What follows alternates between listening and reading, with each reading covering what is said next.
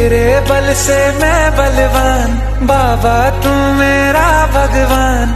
तेरे चरणों में ही रहना जब तक मेरे तन में प्राण। मेरे बाबा, मेरे बाबा, मेरे बाबा, भोले बाबा, मेरे बाबा, मेरे बाबा, मेरे बाबा। ಹರ ಹರ ನರ್ಮದೆ ಹರ ಓಂ ಆದೇಶ ಆದೇಶ.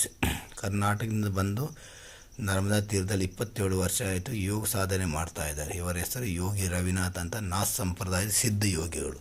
ಇದು 14 ವರ್ಷ 20 ವರ್ಷ ಆಯಿತು ದೂನದು ಸಿದ್ಧ ದೂನ. ಇದು ಕರ್ನಾಟಕದವರು, ಕರ್ನಾಟಕದಿಂದ ಎಲ್ಲರೂ ನರ್ಮದಾ ತೀರದಲ್ಲಿ ಬರಬೇಕು.